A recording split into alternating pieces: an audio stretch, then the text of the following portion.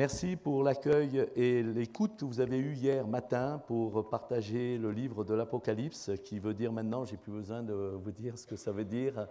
Merci pour ceux qui étaient présents et ceux qui pourront l'entendre en replay, révélation de Jésus-Christ. Et justement, ce dont nous allons partager ensemble, c'est Jésus ce matin, le thème du message de ce matin, c'est Jésus, notre tout.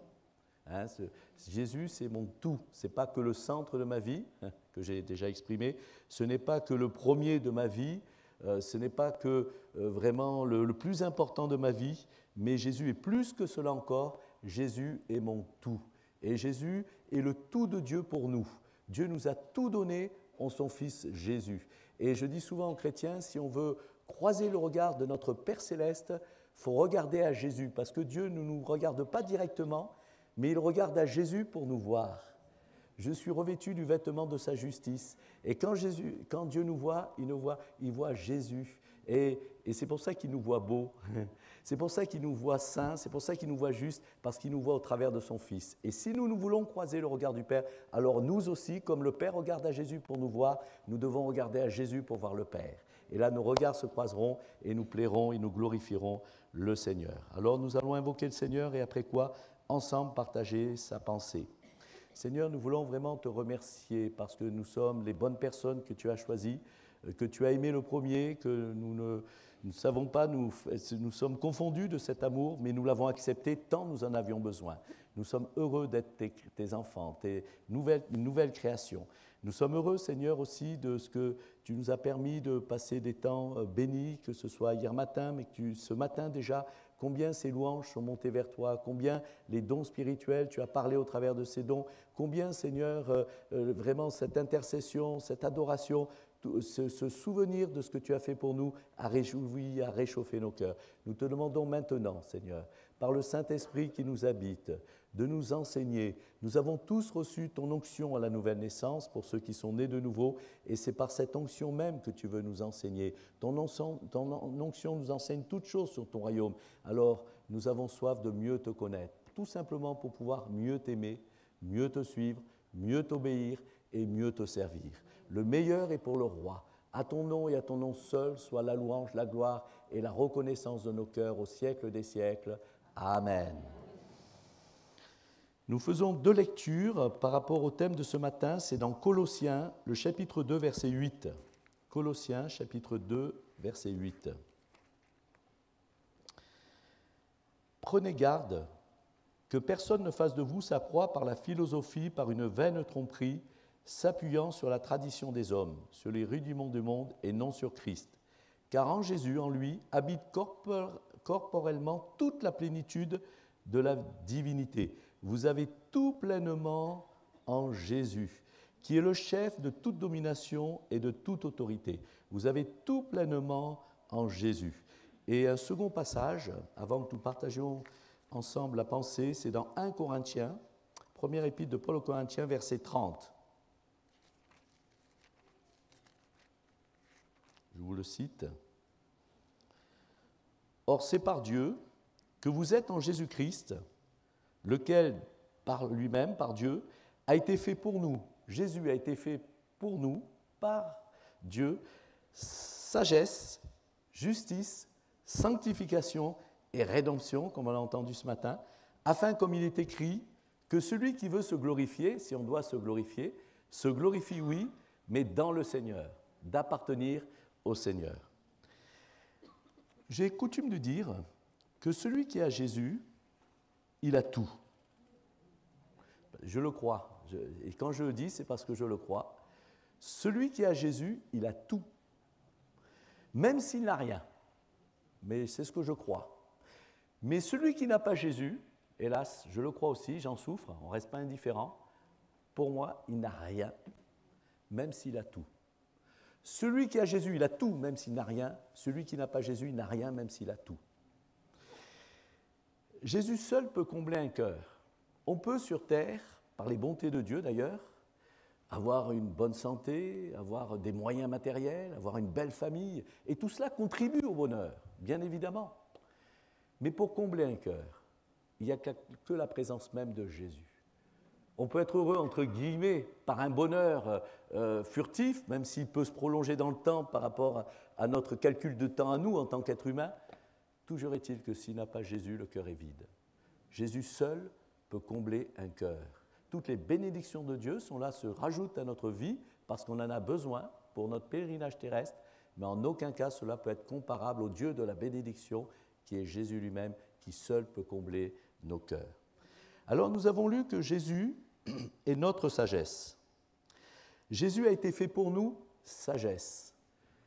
De même que Dieu est amour. Vous voyez, c'est écrit, Dieu est amour. Dieu n'a pas simplement de l'amour. Il a de l'amour parce qu'il est amour. Et son amour, il l'a prouvé, parce que l'amour se mesure au sacrifice consenti. Dieu a tant aimé qu'il a donné son Fils. De même, Dieu est la sagesse. Il a donné de la sagesse à Salomon. Il nous donne à chacun d'entre nous une part de sagesse, parce que celui qui a Jésus, il a tout, et y compris la sagesse elle-même. Et il nous en a donné une mesure. Mais effectivement, Jésus est la sagesse personnifiée. Il n'a pas simplement que de la sagesse à qui il donne aux uns et aux autres, il est lui-même la sagesse personnifiée. Et dans le livre des Proverbes, au chapitre 8 et 9, on voit que la sagesse est personnifiée et que l'Écriture dit que la sagesse divine est un arbre de vie pour ceux qui la saisissent. La sagesse est un arbre de vie. Déjà dans le jardin d'Éden, Jésus était présent, au travers même de cette sagesse, l'arbre de vie qui était là. Et effectivement, nous étions devant un choix et on a, hélas, on en subit les conséquences, choisi le fruit de l'arbre de la connaissance du bien et du mal. Au lieu de choisir le bon fruit, et Dieu nous avait demandé, vous pouvez manger de tout. Et il nous aurait fait goûter en son temps l'arbre de vie sans qu'on connaisse ce qu'on connaît aujourd'hui. Donc, la sagesse, c'est Jésus lui-même. Et Dieu, en Jésus, nous a donné sa sagesse et nous a rendus sages. En Jésus, Jésus est notre sagesse. En Jésus, nous sommes devenus sages. Alors, comment me conduire d'une manière sage si Dieu m'a, au travers de son Fils, rendu sage? Jésus a été fait pour nous sagesse. Nous sommes en Christ et ce qu'il est, nous le sommes. Tel il est, tel nous sommes. Donc, il est sage puisqu'il est lui-même la sagesse personnifiée. Nous sommes en lui sages. Alors, comment nous conduire sages devant Dieu et devant les hommes? Le commencement de la sagesse, dit le livre des Proverbes et les psaumes, c'est la crainte de Dieu. Ce n'est pas que le commencement de la sagesse. C'est le prolongement de la sagesse. Et ça ira jusqu'à la fin de notre vie.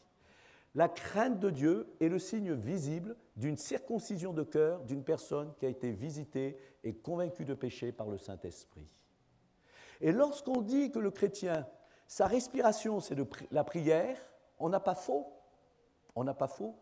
Sauf que la prière est l'expression extérieure d'une disposition intérieure qui est la crainte de Dieu.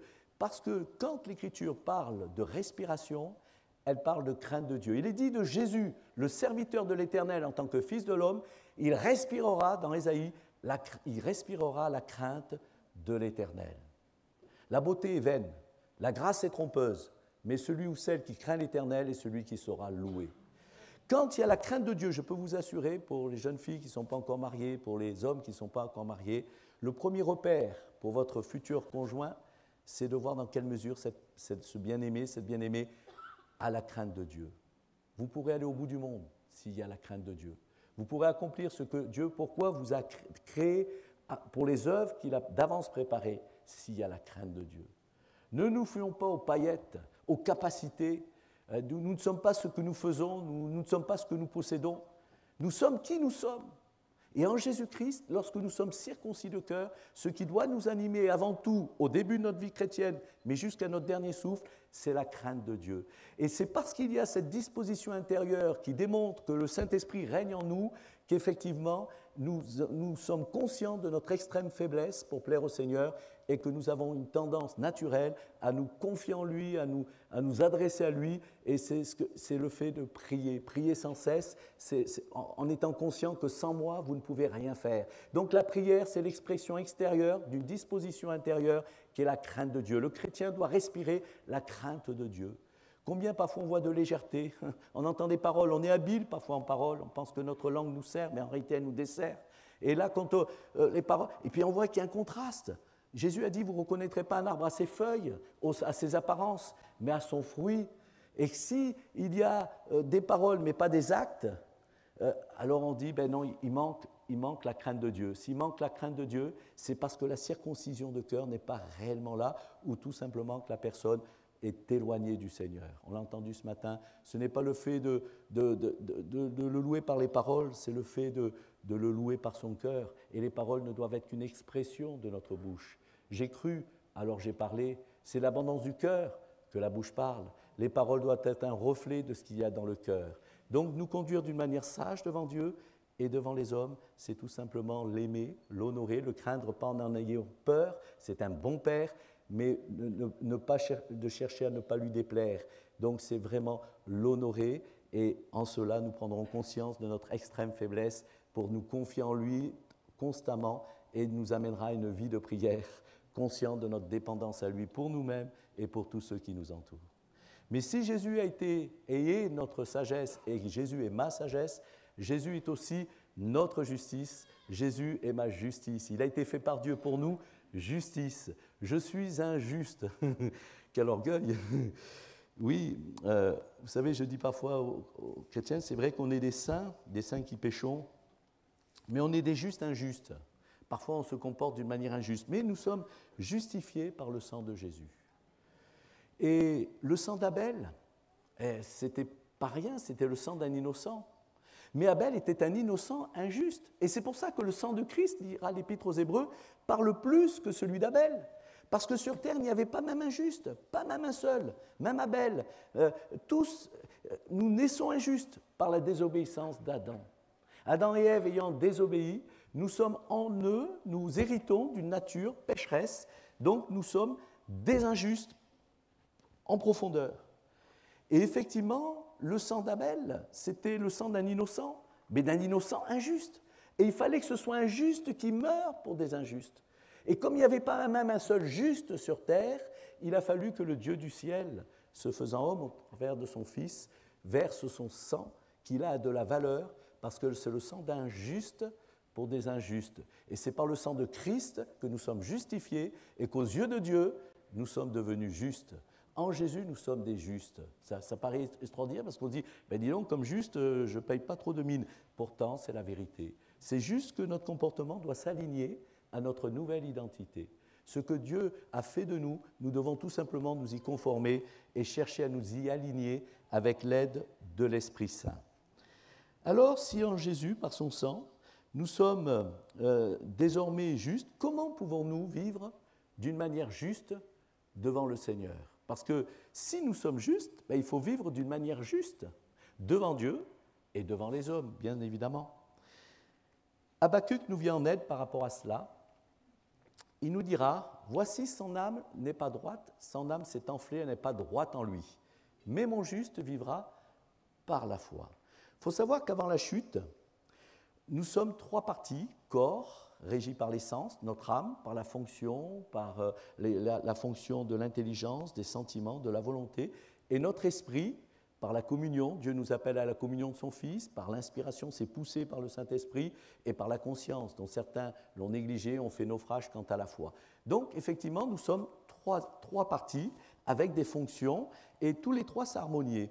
Dieu est esprit, nous dit l'Écriture. Nous avons été créés à l'image de Dieu, et Dieu communiquait avec nous par rapport à notre esprit dans le Jardin d'Éden avant la chute. Et lorsque Adam et Ève ont désobéi, sont devenus complices du diable, ont préféré écouter la voix du diable dans la révolte, ben du coup, l'Écriture dit, le jour où vous en mangerez, vous mourrez. Et nous sommes morts à ce moment-là. Parce que la mort, ce n'est pas la mort physique. La mort, elle est avant tout spirituelle. La mort physique n'est qu'une conséquence et une extension de la mort spirituelle.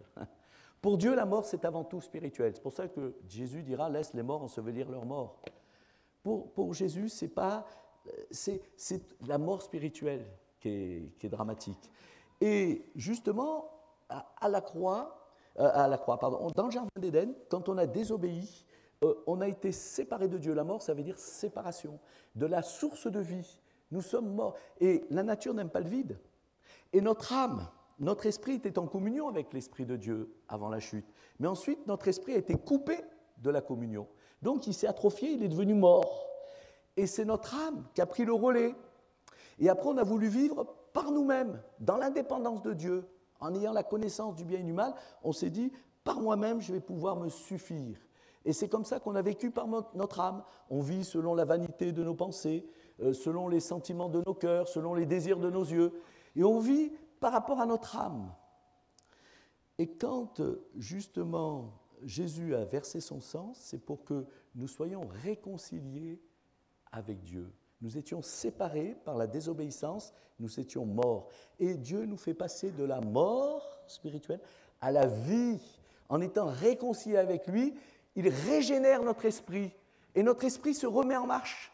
Et notre âme est appelée à s'écraser un petit peu, à se placer derrière l'esprit, pour justement accepter de marcher en nouveauté de vie par la foi. C'est pour ça que vivre d'une manière juste devant Dieu, c'est vivre par la foi en Jésus. Vivre d'une manière injuste, c'est vivre par nos propres moyens, même si c'est pour Dieu. C'est vivre d'une manière injuste, c'est vivre par la chair. Alors que notre vieil homme a été crucifié, nous trouvons le moyen quand même de vivre par la chair. Il faut le faire. Nous n'avons pas deux identités. Quand on dit, tiens, j'ai été baptisé, mais mon vieil homme savait nager, c'est archi faux. À la nouvelle naissance, nous n'avons qu'un nouvel homme. Nous ne sommes que des nouveaux. Tel il est, tel nous sommes. C'est un mensonge du diable. Mais cependant, je dois reconnaître qu'à cause de notre incrédulité, nous laissons encore le fonctionnement d'un vieil homme qui n'existe plus se manifester alors que nous sommes un nouvel homme. C'est contre nature. Et effectivement, mon juste vivra par la foi. Regardez, la justice est liée à la foi. Il y a un passage dans l'Écriture en Hébreux 11 qui nous parle de la foi, mais il y a tout un livre qui nous parle de la foi, c'est l'Épître aux Romains. Mon juste vivra par la foi. Abraham crut à Dieu et cela lui fut imputé à justice. Donc vivre par la foi en Jésus, c'est vivre dans le principe du nouvel homme qui a été créé par Dieu, par le sang de l'agneau, parce qu'il est devenu notre justice. Et donc quand Dieu honore la foi de ceux qui l'honorent par la foi. Sans la foi, il est impossible de plaire à Dieu. Et ceux qui l'honorent par la foi, Dieu les honore aussi. Dieu honore la foi de ceux qui l'honorent par la foi.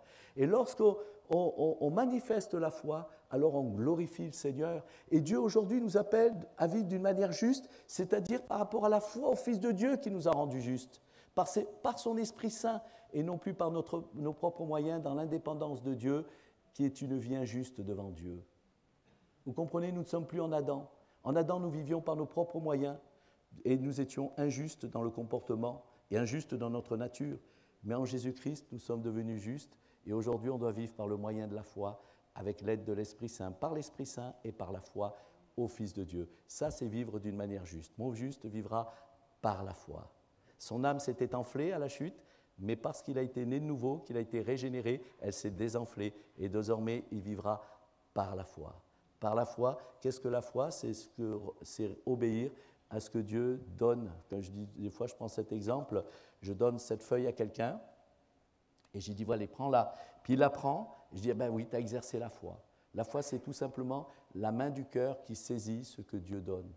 C'est la réponse de notre cœur à l'appel de Dieu. La foi, on l'a entendu ce matin, elle se positionne toujours derrière le Seigneur. Ce n'est pas une projection par rapport à nos propres moyens, c'est tout l'inverse. C'est au contraire s'attendre à Dieu et obéir à ce que Dieu nous demande, déjà dans la parole écrite, qui par le Saint-Esprit peut devenir réma dans nos cœurs, et dans la parole inspirée, dans la parole révélée et dans la parole manifestée. La parole de Dieu, elle est vivante, et des fois on veut des expériences, mais Dieu nous dit déjà, obéis à ce qui est écrit par le Saint-Esprit, pas dans un esprit légaliste, et tu verras que je te donnerai des visions, des rémas, des révélations.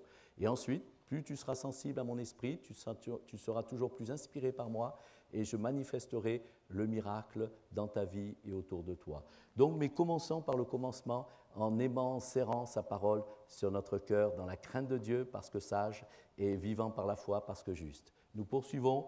Jésus a été fait pour nous la sanctification. Sanctification, ça veut dire mise à part. Et Jésus a été mis à part une fois pour toutes dans l'Épître aux Hébreux, nous dit l'Écriture. La source de notre nouvelle naissance, c'est la même pour notre croissance.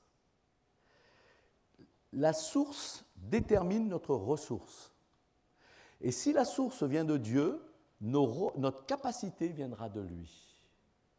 Dieu désire, il veut être la source de nos vies. Et lorsqu'on est de nouveau, c'est parce que le Saint-Esprit nous a révélé Jésus-Christ, qu'on s'est repenti, qu'on a convaincu de péché, qu'on a accepté le pardon de Dieu par la foi, qui est Jésus-Christ.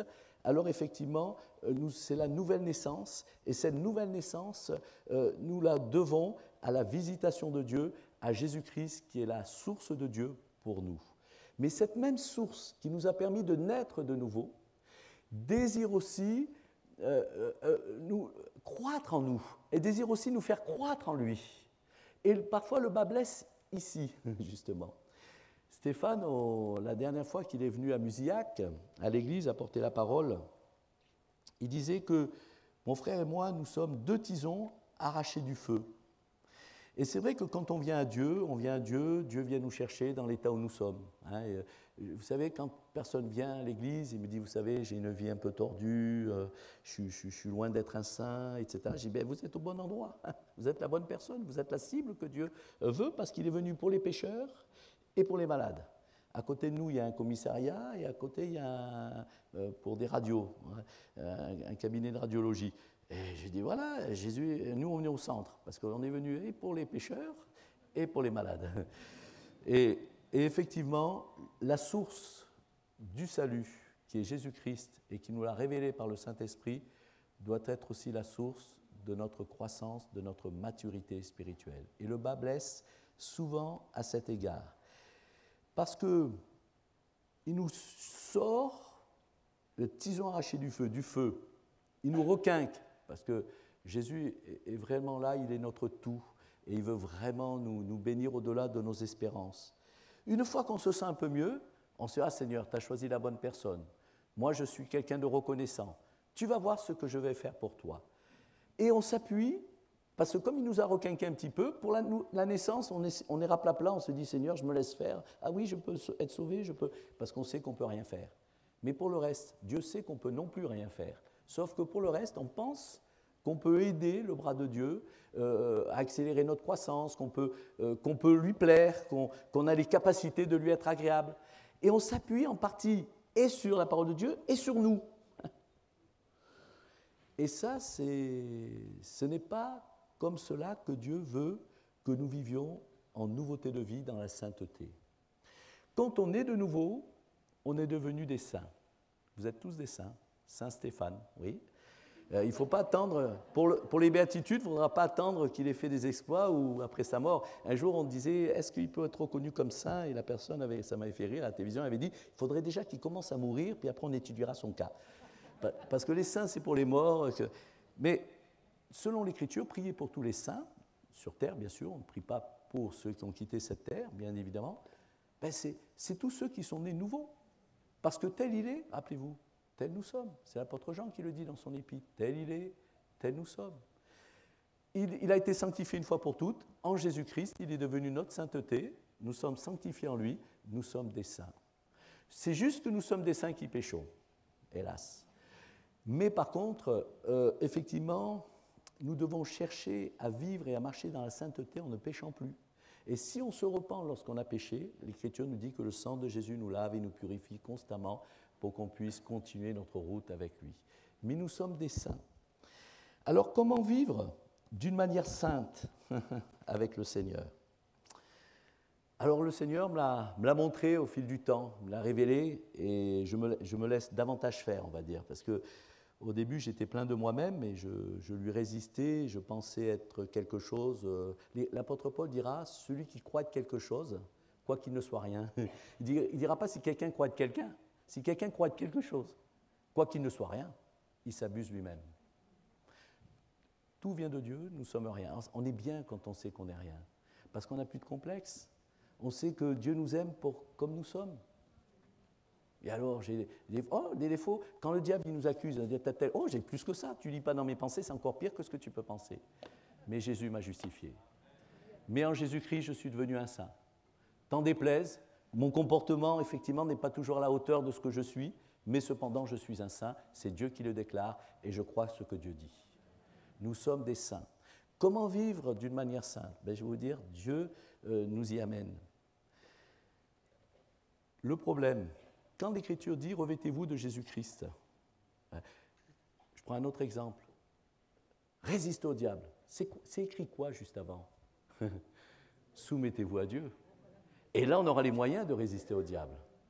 Il est dit de se revêtir du nouvel homme, de ce que nous sommes. OK, mais juste avant, c'est écrit de se dépouiller du vieil homme. Le problème que nous avons, c'est pas qu'on ne veuille pas, on a soif, on ne serait pas là ce matin. On désire plus de Dieu. Plus de Dieu, on l'a chanté, plus de Dieu. On le désire, on ne serait pas là, évidemment. Mais on a beaucoup de mal, non pas à cela, mais on a beaucoup de mal à renoncer à nous-mêmes. Il est là le problème. Tous les problèmes que je vois qu'il y a parfois, que ce soit à l'Église ou dans le monde, mais on va parler d'Église parce que ce qui intéresse en premier lieu Dieu, c'est sa nouvelle société, c'est ceux qui sont nés nouveaux, son peuple, même s'il néglige pas les autres pour autant, mais c'est son peuple. Les problèmes qu'il y a parfois entre frères et sœurs, des fois même entre serviteurs, c'est un problème d'ego. L'Écriture dit c'est que par orgueil qu'on excite des querelles. Le problème, c'est un problème d'ego. Parce qu'on veut montrer que non, pourquoi je me soumettrai à lui, non, attends. Et ainsi, c'est les 80, je ne fais pas de pourcentage, mais presque tous les problèmes, c'est un problème d'ego. Il faut toujours qu'il y en ait un, des deux au moins, qui accepte de renoncer pour que la paix puisse revenir. Et que, comme dira l'apôtre Paul, au point où nous sommes parvenus, malgré nos différences, malgré nos manières de voir différentes, malgré nos caractères parfois qui ont du mal à s'accorder, marchons d'un même pas. Nous tous qui sommes parfaits, nous sommes en Jésus-Christ. Nous sommes tous un. Alors acceptons ce que Dieu a fait de nous et acceptons de renoncer à nous-mêmes. Et souvent, le bas blesse là. Ce n'est pas qu'on ne veut pas de Dieu, ce n'est pas qu'on n'est pas sincère, ce n'est pas qu'on n'est pas bouillant. Non, tout cela, on l'est, c'est clair. Qu'on ne fait pas des efforts, qu'on veut, bien sûr. Mais on n'accepte pas de nous dépouiller du vieil homme. On n'accepte pas de renoncer à notre ego, à notre moi. Et c'est là le problème. C'est vrai que c'est écrit de revêtir Christ, mais c'est écrit aussi de renoncer. C'est écrit qu'il m'aime me suivre, mais qu'il renonce à lui-même et qu'il se charge de sa croix. Alors, comment Dieu nous amène à renoncer à nous-mêmes? Puisque Dieu veut nous montrer de quelle manière nous pouvons vivre d'une manière sainte sur cette terre, dans la sanctification, de progrès en progrès, de victoire en victoire. Eh bien, par l'école biblique auquel nous sommes tous participants. Ah bon? Mais non, je ne me suis jamais inscrit à une école biblique. L'école de Dieu, l'école biblique, ce n'est pas forcément l'école de Dieu, mais souvent les écoles bibliques font partie de l'école de Dieu. Mais l'école de Dieu, qui va au-delà même de l'école biblique, c'est l'école du brisement. Dieu s'emploie toute notre vie terrestre. Vous savez, il est dit que le salut, c'est la décision d'un instant. Le brigand sur la croix, souviens-toi de moi, aujourd'hui même, tu seras avec moi dans le paradis. Le salut, c'est la décision d'un instant. La sanctification, c'est le combat de toute une vie. Le salut, c'est la décision d'un instant. La sanctification, c'est le combat de toute une vie. Et Dieu sait qu'on a du mal à renoncer. Dieu sait que le bas blesse là. Il sait bien qu'on a soif de lui, qu'on désire de lui. Il le voit pour la plupart, bien évidemment. Mais là où il dit, pour le renoncement, il a du mal. Alors on dit, Seigneur, donne-moi la foi. Et Dieu nous envoie des épreuves pour que notre foi soit affermie. De même, on dit, Seigneur, je désire plus te plaire, plus marcher dans la vie de sanctification. Alors Dieu permet parfois que nous traversions le désert, et là il parle à nos cœurs. Il permet que nous allions d'échec en échec, d'épreuve en épreuve, de souffrance en souffrance, jusqu'au point où on accepte de capituler. Et on capitule, il dit, c'est bien, mais tu as encore un peu du ressort. Tu as encore un peu du ressort. Et on se dit, mais comment ça se fait, j'ai toutes ces épreuves? Je sers le Seigneur, je cherche à lui plaire, et il m'en arrive, quand je regarde le psaume 73, le psaume Zazaf, je regarde et tout leur réussit, puis pour moi, tout est... C'est à dessein. Parce que tu m'avais pas dit que tu cherchais à aller plus loin? Vous savez, des fois, quand on voit des épreuves, on dit il y a quelque chose qui ne va peut-être pas dans sa vie. Mais des fois, c'est l'inverse. Eh oui. Parce qu'il est dit que si on demande au Seigneur, il nous émonde. Si on plaît au Seigneur, si on garde sa parole, il nous émonde pour si quelqu'un porte du fruit, il l'émonde pour qu'il emporte encore davantage. Et quand on est monde, ça coupe, ça taille, et ça fait mal. Et on se dit, mais je ne comprends pas, Seigneur, justement, j'ai reçu des révélations, je marche avec toi, je suis heureux. Et pourquoi ces souffrances? Ben parce que j'ai de l'ambition pour toi. Je désire que tu ailles encore un peu plus loin dans la sanctification. Mais Seigneur, c'est dur. Non, mais vous savez, au début de ma vie chrétienne, pendant bien des années, quand je dis début, des débuts pour moi, c'est peut-être 30 ans, j'en sais rien. Mais quand j'avais une épreuve, il y avait la main de Dieu qui était sur moi pour me façonner, comme il le fait encore, toute notre vie terrestre, de toute façon, ça ne sera jamais fini ici-bas, c'est qu'à son retour. Mais en attendant, il faut l'accepter. Et puis il y avait sa main, et puis quand ça faisait mal, je retirais sa main, vous savez. Alors ce n'est pas le problème, Dieu ne nous contraint pas, Dieu ne nous oblige pas à accepter parfois sa discipline. Sauf que je ne progressais plus. Après, oh non Seigneur, non, des deux, je préfère encore progresser. J'aime pas souffrir, mais des deux, je préfère encore progresser. Tant pis si je souffre plutôt que pas souffrir. Je n'aime pas souffrir, mais le Seigneur nous amènera au travers de son école, à l'école du brisement, au travers des épreuves, au travers de l'adversité, au travers de tout ce qui fait mal. C'est ni plus ni moins pour former Christ en nous. Parce que la sanctification, ce n'est plus nous, c'est Christ. Et pour que Christ puisse pleinement s'épanouir, il faut qu'on renonce à nous-mêmes. Mais pour renoncer à nous-mêmes, il faut que Dieu nous vienne en aide au travers de ce chemin difficile. Alors acceptons le fait que le meilleur est devant nous. C'est par là qu'on termine. Je sais que mon Rédempteur est vivant. Jésus a été fait pour nous, rédemption. Sagesse, crainte de Dieu. Justice, mon juste vivra par la foi. Sanctification, je fais confiance à Dieu qui m'amène de progrès en progrès, malgré un chemin que je ne comprends pas, qui me fait mal, qui me fait souffrir, mais dont je veux lui faire néanmoins confiance, car il arrivera à ses fins pour que je renonce à moi-même, je désespère de moi-même et que je me confie en lui et que j'apprenne à compter sur lui. Et puis la fin, c'est la cerise sur le gâteau, c'est ce dont nous attendons tous. Nous l'avons vu hier matin, son retour proche. Je sais que mon Rédempteur est vivant et qu'il se lèvera le dernier jour. Stéphane a lu ce passage et c'est Job. Et c'est vrai que nous avons une espérance vivante. Notre espérance, elle est vivante. Et pourquoi elle est vivante? Parce qu'elle est liée à une certitude. L'Écriture le dit dans 1 Jean 5,13, « Je veux que vous sachiez que vous avez la vie éternelle. Je veux que vous sachiez, ce n'est pas que vous espériez fortement, faites tout pour. Je veux que vous sachiez, c'est une certitude. Le Saint-Esprit veut nous convaincre. Je veux que vous sachiez que vous avez, pas que vous aurez peut-être, non, que vous avez la vie éternelle. Vous qui croyez simplement au nom du Fils de Dieu. Donc effectivement, cette espérance, elle est vivante parce qu'elle est liée à une certitude, elle-même liée à une rencontre. L'apôtre Paul a dit, il est apparu au 11, au 12, il est apparu au 120 d'un chambre haute et à 500 frères à la fois, puis il m'est aussi apparu à moi. On peut dire 2000 ans plus tard, pratiquement 2000 ans, il m'est aussi apparu à moi il y a 42 ans. Et parce qu'on l'a rencontré, alors ça a généré une certitude, et cette certitude, ça nourrit cette espérance que j'ai chaque jour, que Christ en moi, l'espérance de la gloire. Le meilleur est devant moi. Je sais que mon Rédempteur est vivant. Jésus m'a racheté. Je fais partie d'une nation sainte, d'un peuple acquis, d'un sacerdoce royal, mais j'ai été racheté, un peuple acquis, une race élue. Combien je suis heureux d'être qui je suis parce que je suis en Jésus-Christ. Je ne suis pas ce que je fais, ce que je représente dans la société ou dans son Église, ce que je fais, ce que je possède.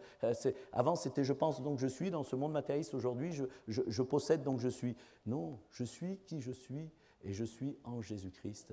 Et quand Dieu me voit, il voit son Fils et c'est au travers de son Fils qu'il me voit, à travers de ce filtre. Et j'appartiens à Dieu le Père parce qu'entre lui et le Père, il y a Jésus son Fils. Je suis en Jésus, tel il est, tel nous sommes, tel je suis. Et il faut simplement l'accepter et marcher humblement. Marcher humblement, c'est accepter ce que Dieu dit. C'est pas, voilà, c'est simplement accepter ce que Dieu dit. Et effectivement, l'Écriture dit « racheter le temps ». Nous avons été rachetés, pour nous-mêmes, rachetés, mais nous, c'est le temps. L'espace-temps, vous savez, c'est comme un sablier. Au début, le sablier, ça coule lentement, et puis ça arrive à la fin, ça pourrait d'aller plus vite. Le temps est court. Le temps est vraiment court. Et quand j'ai rencontré le Seigneur, c'était vraiment un bouleversement dans ma vie. Stéphane, évidemment, en a été témoin et j'ai été témoin de son bouleversement dans sa vie. On a été témoin dans les deux sens. Et effectivement, ça fait 42 ans, 43 ans, mais c'est comme si c'était hier. Voilà. vous fais une confidence, c'est comme si j'avais rencontré le Seigneur hier. Je suis tellement heureux de lui appartenir. C'est un bonheur sans nom. Et pour moi, le temps est court. J'ai appris à racheter du temps parce que, effectivement, comme j'ai travaillé à côté, je travaille, il a fallu, mon temps à chaque fois été compté. Depuis très longtemps, mon temps a été compté. Et je dis que le chrétien, quel est le soldat qui s'embarrasse des choses de la vie s'il veut plaire à celui qui l'a enroulé? On n'a pas de temps à perdre. Et nous sommes appelés à travailler à notre salut et au salut de ceux qui nous entourent. Nous voulons que notre coupe soit remplie, mais au-delà de ça, qu'elle déborde pour ceux qui nous entourent. Nous voulons que la faveur de Dieu qui repose sur nos vies, n'oubliez pas, la faveur de Dieu repose sur nous. Elle repose sur nous parce qu'au travers de Jésus, nous sommes devenus des justes, nous sommes des saints. Sa faveur, Dieu le Père est notre Père, sa faveur est sur nous, indépendamment de nos épreuves, indépendamment de notre chemin difficile, bien au contraire, puisqu'il contribue à grandir dans le fait que Christ grandisse en nous. Mais sa faveur repose sur nos vies, sa faveur repose sur nos vies. Alors, nous voulons que cette faveur déborde autour de nous. Nous sommes appelés à le chercher pour le trouver. Mais quand nous l'avons trouvé, que nous avons goûté qu'il est bon, ben nous le cherchons davantage pour le trouver davantage. En fin de compte, cette soif, elle grandit. Le zèle de ta maison me dévore. Soyez fervents d'esprit. Soyons bouillants pour le Seigneur. Bouillants pour le Seigneur. Il est amoureux de nos âmes, selon un chant de Corinne Lafitte. Nous voulons aussi en retour être amoureux de notre Seigneur. Avec le Seigneur, c'est un rapport vraiment, je dirais, fusionnel. Nous sommes un en lui. Et nous sommes appelés à l'aimer, à l'aimer. Et ce n'est pas, je dirais, naturel. Et c'est simplement garder sa parole et rester dans sa parole. Et rester dans sa parole. Alors, je dirais en conclusion, vous savez, l'apôtre Paul, avant de partir, de quitter cette terre, et c'est merveilleux. Alors Paul a eu une vie difficile quand on parle de l'anneau. Et Job qu'on a cité ce matin, c'est pas non plus évident. Mais cependant, ils avaient foi en Dieu. Vous savez, Job, qu'est-ce qui s'est passé? Regardez, au début de son épreuve et à la fin, il a pris conscience que cette épreuve était pour son bien. Il n'était pas maso, il souffrait, Job. On n'est pas maso, on n'aime pas souffrir, c'est normal. Dieu ne nous a pas créés pour souffrir ni pour mourir. Tout ça est conséquence du péché. Mais Job, il a dit à la fin de son discours, mes oreilles, il s'est passé des années certainement, mes oreilles avaient entendu parler de toi, c'est-à-dire je croyais en toi, mais aujourd'hui j'ai une autre dimension. Aujourd'hui mon œil te voit. Vous voyez, la sanctification, elle avait opéré en Job par la miséricorde de Dieu, parce que Dieu voyait la sincérité du cœur de Job. Donc Dieu l'avait mis à part malgré les attaques de l'ennemi pour le sanctifier et lui donner au-delà de ce qu'il pouvait penser et imaginer avant même qu'il ait cette épreuve. Avant même qu'il ait cette épreuve. Donc effectivement, l'apôtre Paul, en quittant cette terre, il dira « J'ai combattu le bon combat. J'ai gardé la foi. » C'est le plus précieux, c'est ce que Dieu nous donne, c'est cette foi qu'on a en lui. Il faut la garder, il faut l'entretenir. Et en venant le matin, et en venant en réunion, et en écoutant la parole, et en cherchant à lui obéir, avant tout, bien sûr, on entretient cette foi que Dieu nous donne. Et cette couronne qu'il a mise sur nos têtes, parce qu'en Jésus-Christ, il nous a tous couronnés de gloire, eh bien, quand il reviendra et nous chercher, on lui redonnera. Parce que cette couronne, la Bible dit que nous sommes plus que vainqueurs. Un vainqueur, c'est celui qui combat pour triompher. Mais si on bénéficie de la victoire d'un autre qui a combattu à notre place, nous sommes plus que vainqueurs. Et cette victoire dont il nous a affublés et cette couronne dont il nous a revêtus, nous lui remettrons en disant « Seigneur, elle t'appartient, nous t'appartenons au siècle des siècles ». Et l'apôtre Paul savait vers où il allait en quittant cette terre. Il a dit « J'ai combattu le bon combat, j'ai gardé la foi, désormais cette couronne de justice qui m'est réservée, comme à tous ceux qui auront aimé son avènement, m'est réservée ». Et il savait où il allait, l'apôtre Paul. Alors, il y a un autre pasteur que j'aime un petit peu, un sonnet qu'il a écrit, comme une forme de poésie, au temps du roi Louis XIV. Et ça sera c'est des adieux triomphants. Quand l'enfant de Dieu y part, c'est vers le meilleur. Bien sûr, Dieu seul connaît le jour et l'heure. Ne connaissons pas, c'est peut-être mieux comme ça, parce que sinon, ça serait difficile à vivre, parce qu'il y a toujours, même si on sait vers où on va, l'appréhension de la nouveauté, ce qui est normal. Mais dans nos cœurs, on sait où on va. Donc, on est vraiment des gens heureux. on marche à la verticale. Vous vous rendez compte? On marche à la verticale. Je ne sais pas comment on fait, moi qui ai le vertige, mais on marche à la verticale. Et quand Jésus reviendra, on sera avec lui, parce qu'il est monté pas pour... non, lui, il rachète le temps. Nous sommes appelés, nous aussi, à le racheter. Lui, il le rachète pour nous préparer une place. En attendant, il est à la droite du Père et il intercède pour nous, afin que nous puissions, chacun d'entre nous, combattre le bon combat de la foi en gardant, en saisissant et en gardant la vie éternelle à laquelle il nous a appelés. Et lorsque nous quitterons cette terre, comme cet homme qui a pu le dire, c'était un pasteur, le pasteur de Relincourt, qui est né en 1595, qui est parti en 1669. Sur son lit de mort, dira: adieu mes chers parents, mes amis précieux, je monte vers mon Dieu, je m'en vais vers mon Père. Les combats sont finis. Je sors de la misère et j'échange aujourd'hui la terre pour les cieux. On est gagnant au change. Hein. Essuyez par la foi les larmes de vos yeux. C'est normal qu'il y a souffrance. La mort reste quand même une malédiction qui fait souffrir ceux qui restent. Bannissez de vos cœurs toute douleur amère. Il voulait les consoler, il voulait les encourager. Et si jamais pour moi votre amour fut sincère, contemplez mon bonheur. Parce qu'il était vraiment heureux, il savait où il allait. Et soyez-en heureux. Ah, que mon sort est beau, qu'il est digne d'envie. Je passe par la mort au séjour de la vie. Tout va bien. Et je ne perds en mourant que la mortalité. Suivez Christ et toujours demeurez-lui fidèle. Demeurons dans sa parole. Si la mort nous désunit pour un temps limité, c'est sûr, Dieu nous réunira dans la gloire éternelle.